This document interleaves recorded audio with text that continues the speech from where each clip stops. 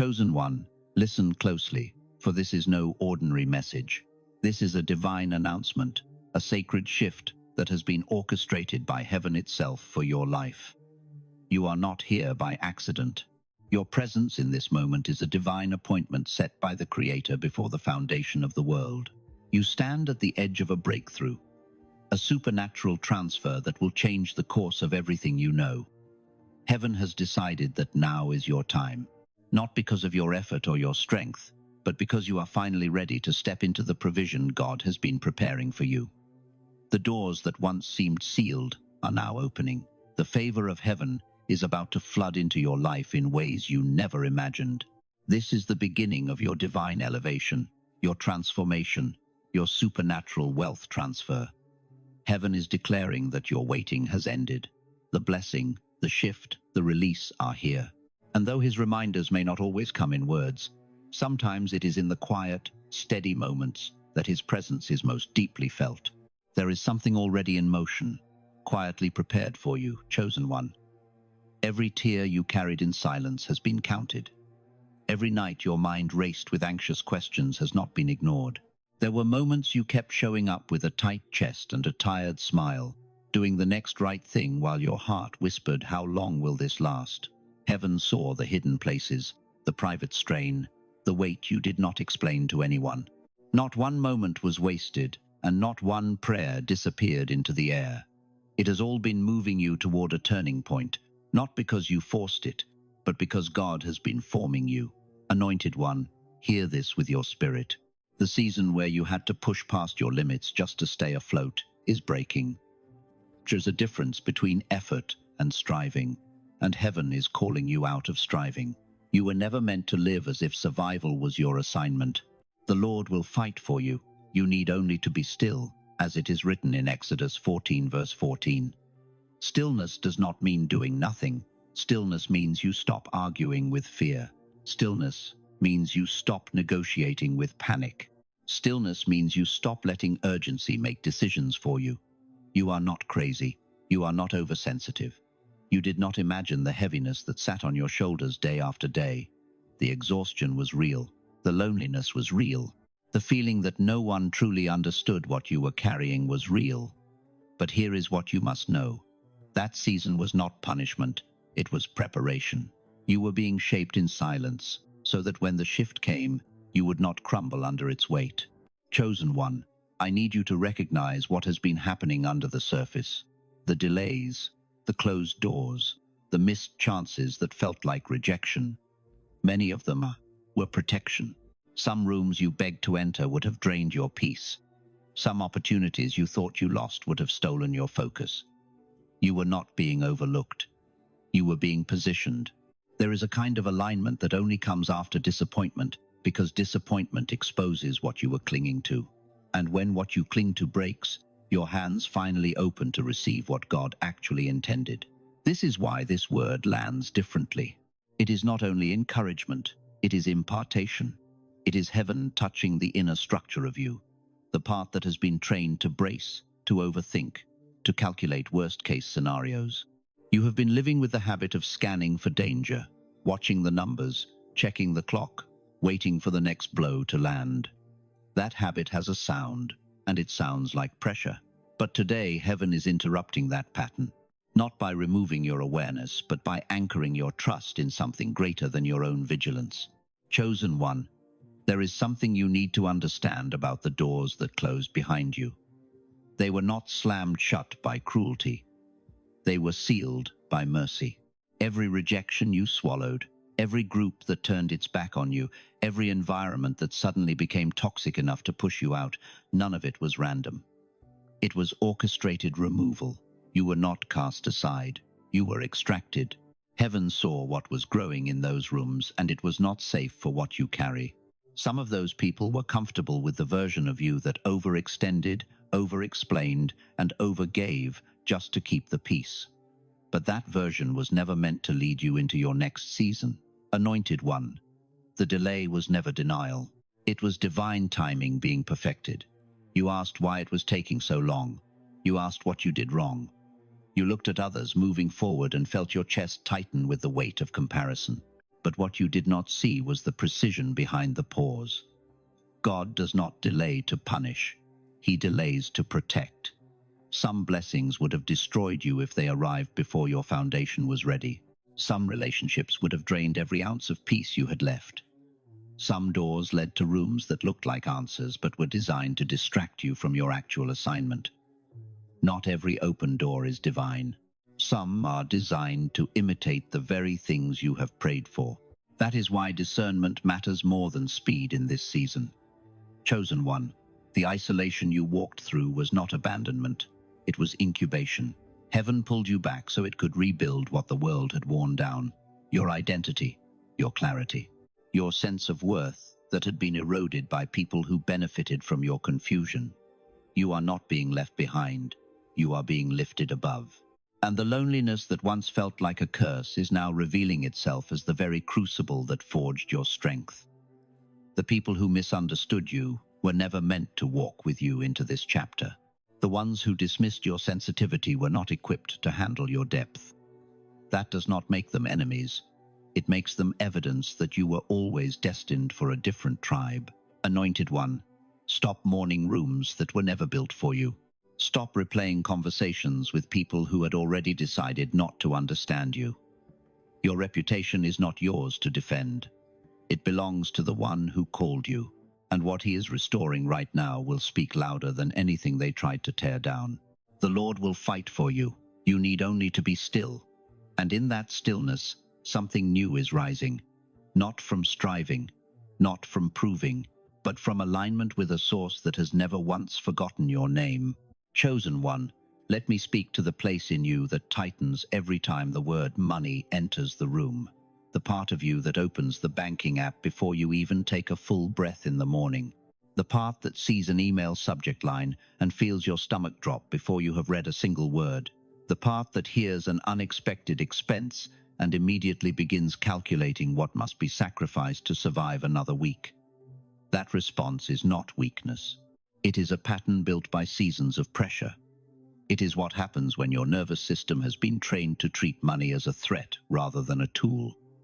And heaven is interrupting that pattern right now, not by making you careless, but by making you anchored. Not by removing responsibility, but by shifting the source you depend on. You have been living as though your safety was tied to a number, as though your worth could be measured by what was left at the end of the month. As though peace was something you could only afford after every bill was paid. But that agreement was made in a season of lack, and it has been running your life ever since. Anointed one, God is funding your life. Not as a slogan, not as wishful thinking, as a shift in source. You are being moved from the illusion of control into the reality of provision. Philippians 4 verse 19 says, "My God will meet all your needs according to the riches of his glory in Christ Jesus." Notice, it does not say he meets your needs according to your ability to worry. It does not say he provides based on how many worst-case scenarios you can rehearse before breakfast. Worry has never been your provider. Fear has never been your source. Anxiety has never been your strategy. They were only loud, and loud does not mean true. Chosen one, this does not mean you stop working. It means you stop worshipping the grind. It means your identity no longer depends on how hard you can push through exhaustion. You are being carried by grace, not grind. And grace has a rhythm. Grace teaches you to move from peace to plan, from clarity to build, from trust to action. There is a holy wind in your favor right now. You may feel it as a strange calm where you used to spiral.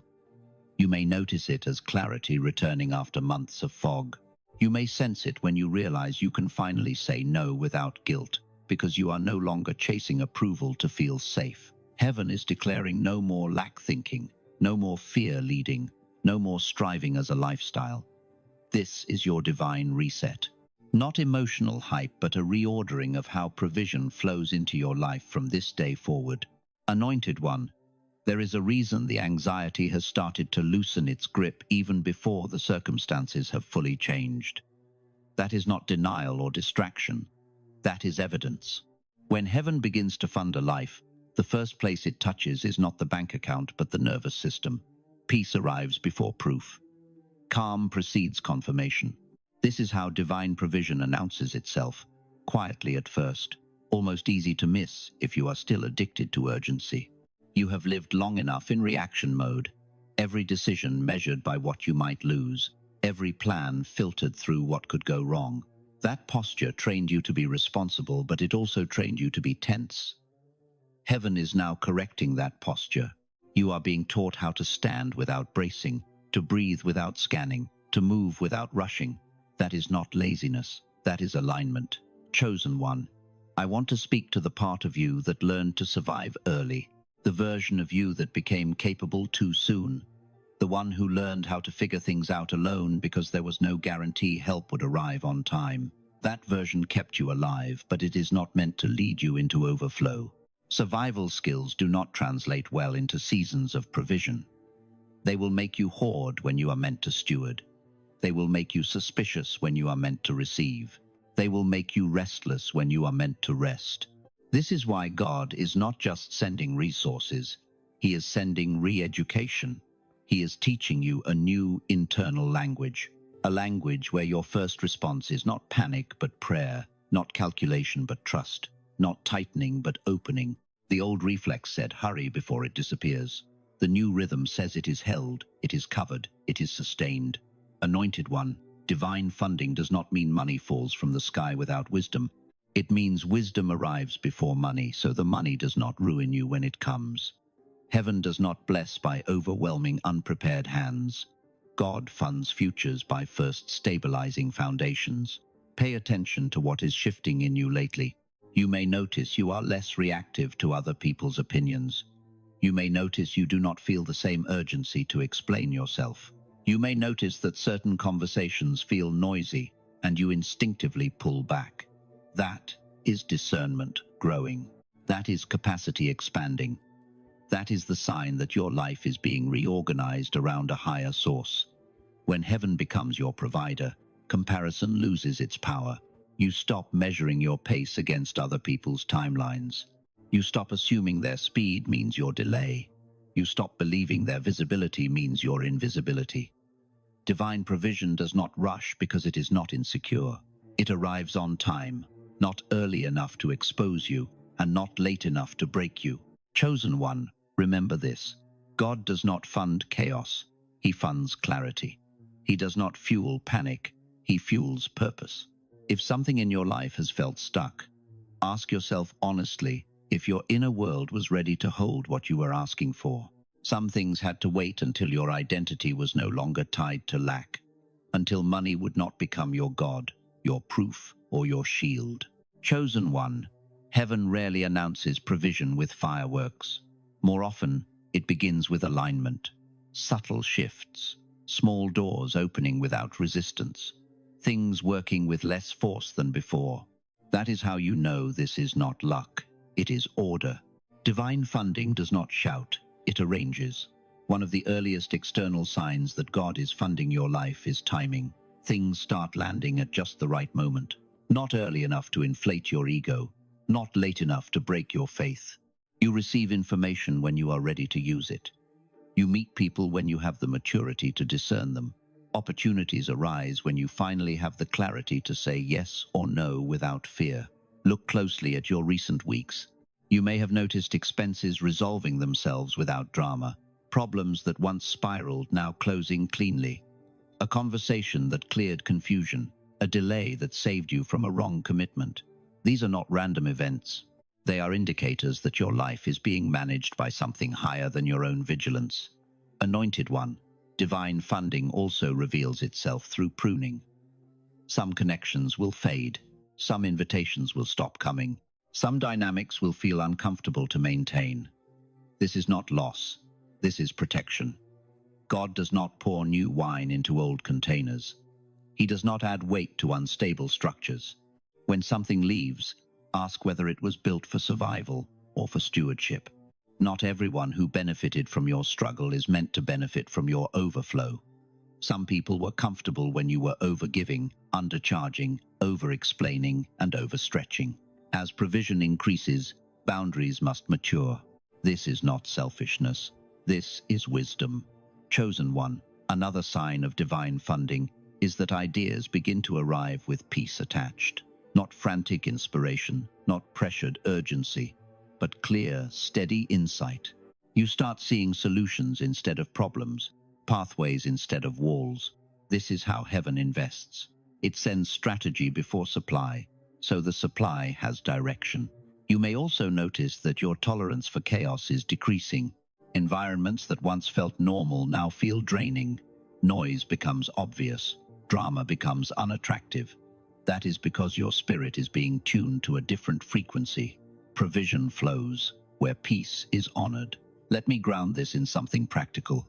Divine provision does not remove effort, but it removes futility. You may still work, but your work will start producing cleaner results. You may still plan, but your plans will require fewer revisions. You may still face challenges, but they will not dismantle you emotionally. That is the difference. The wealth shift you are entering is not only financial, it is energetic, emotional, relational.